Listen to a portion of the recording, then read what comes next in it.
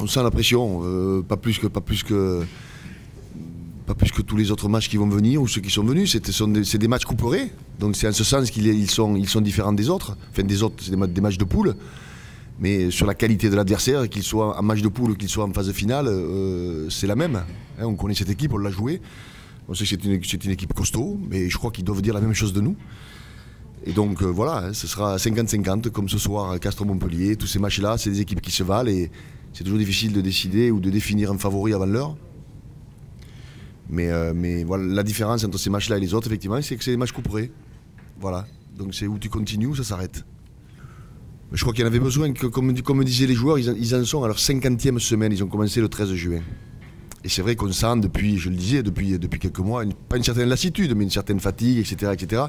Qui dit fatigue ne dit pas que fatigue physique, hein.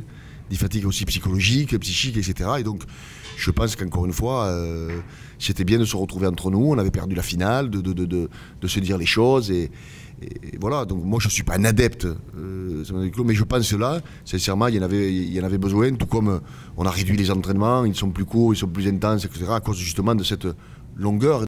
Ce qui m'a inquiété, c'est qu'ils sont tous arrivés en pleurant hier au stade, donc je me suis dit, qu'est-ce qui se passe, quoi? Pourquoi vous pleurez?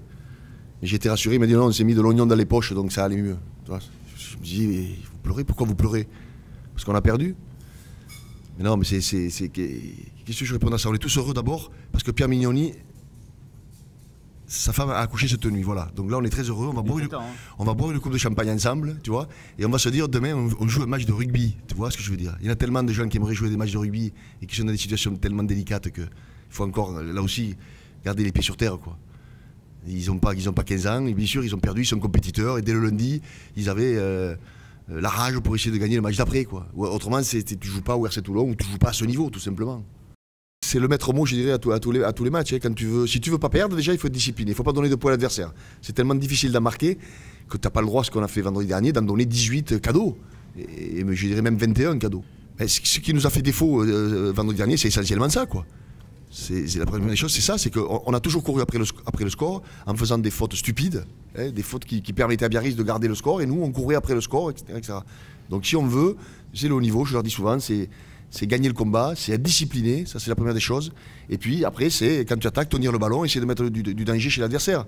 Mais dès que tu en as un de ces ingrédients qui disparaît, tu deviens une équipe fragile, comme on l'a été, et comme Biarritz l'a été aussi vendredi, parce que si siffle pénalité sur l'action de Yachvili et qu'il prend un carton jaune, c'est ce que je disais hier à Arnaud, on aurait dit Yachvili a fait perdre Biarritz, quoi. Ça se joue à pas grand chose, alors qu'aujourd'hui on dit il les a fait gagner. Donc il faut toujours aussi relativiser les choses.